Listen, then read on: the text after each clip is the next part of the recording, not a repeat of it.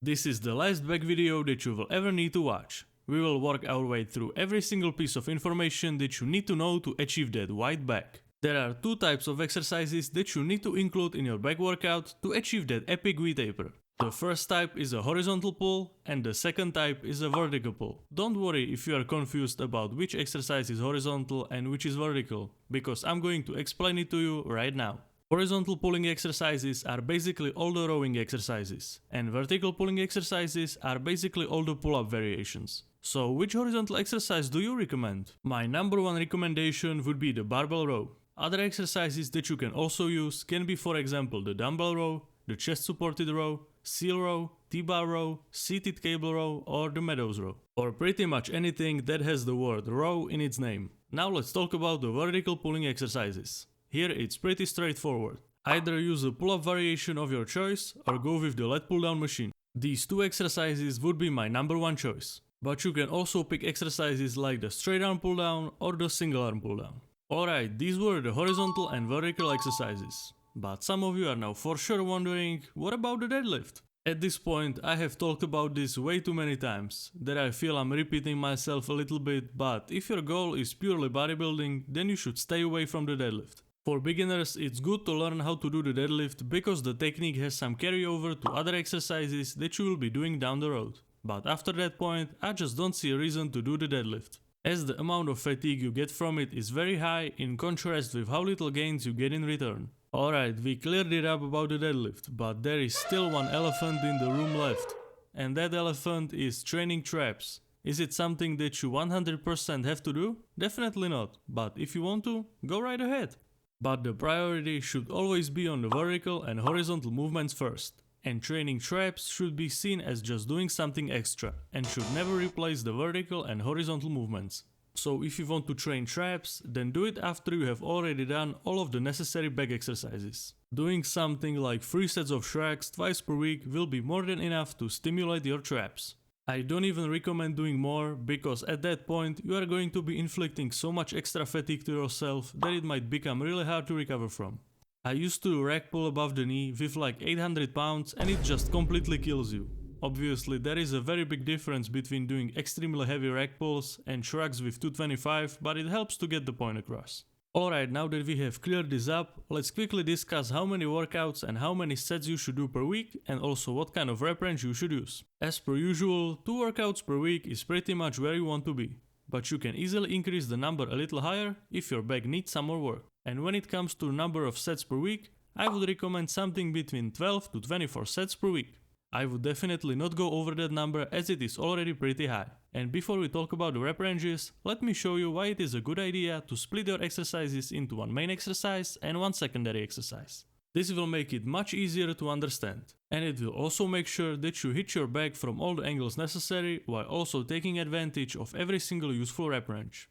The exercise that you select as the main exercise will be the one that you will do first in your workout. And the secondary exercise will obviously be the second one in your workout. Last week when we were talking about the main exercise for the chest, I recommended that you use the 5 to 8 rep range. But for the back, I feel like it's not necessary to have the rep range that low in most cases. You can basically use the 8 to 15 rep range for both the main exercise and the secondary exercise. So if you would select, for example, 8 to 12 reps for both the main and the secondary exercise, that would be completely fine. What you can also do is to select 8 to 12 reps for the main exercise and then 12 to 15 for the secondary exercise. That is also completely valid. The most important role that the main and the secondary exercise fulfill when training your back is that you can prioritize one vertical and one horizontal pull in each one of your workouts. So if you had 2 back workouts throughout the week, you could set it up like this.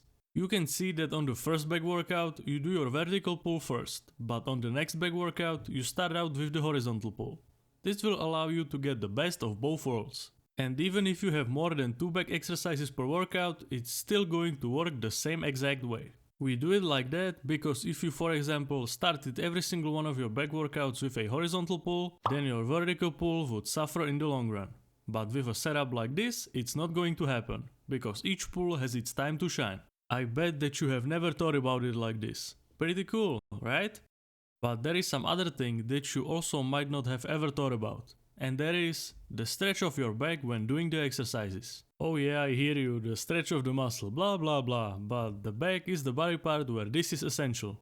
Don't be like everyone else when they hear that statement and they go, yeah, I already knew that. But the funny thing about it is, most of the people say that they know that, but they don't actually do that. They hear the information, they acknowledge it, but they actually never realize it. It's like some kind of defensive coping mechanism. But you need to listen up and actually make it happen. So here is exactly what you need to do. The best example I can give you would be on the lat pull down, because that's where most of the people are committing their gym crimes. When you pull the bar down, you need to hold your chest up and pull your shoulder blades together, almost like if you did the arch on the bench press. And then you squeeze at the bottom. This is the part that the majority of people gets right.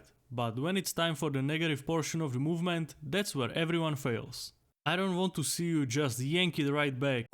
You need to be in control of the rep even on the way back. And that goes for the whole way back, because most of the people just go like 60% back and then they try to do another rep right away. But pretending that the negative portion of the movement doesn't exist is not gonna bring you very good results. Try controlling the negative all the way. And when I say all the way, I mean all the way. Do it until your hands are basically almost straight, but still try to hold your shoulder blades together. If you get to the point where you can't hold your shoulder blades together anymore, it's a sign that you have reached the top. I know that this might not be possible for some people, because sometimes you can reach the top of the machine before you reach the maximum stretch. But I got a solution for that. What I used to do personally to combat this, when I was going to the gym where this was the case, I would just completely ditch the seat and I would just sit on the ground, below the seat, so it doesn't pull me back. That way I can get a full stretch at the top. I don't know why more people don't talk about it. It seems like it's some kind of forbidden knowledge. What's going on? You guys just made a big mistake. Sorry, the science-based aliens tried to abduct me, but they had almost no muscle, so I escaped. So where were we? Oh yeah, you will have to drop down the weight, because this is not the place to mindlessly throw around the weight. This is the place where you want constant time under tension and a painful stretch of the back. And the same exact thing applies to all the pull-up variations and to all the rowing variations. This is exactly what is gonna get you a big back. But don't forget, don't be just a stretch enjoyer. You still need to progress forward. Well, that's all you need to know about training back. And if you want to learn more about bodybuilding, check out my website where I have tons of free resources prepared for you that will simplify your bodybuilding journey. So what are you waiting for? It's just that simple. And as always, a big thanks to all the supporters on my Patreon. Did you like this video? Then you will for sure like this one too.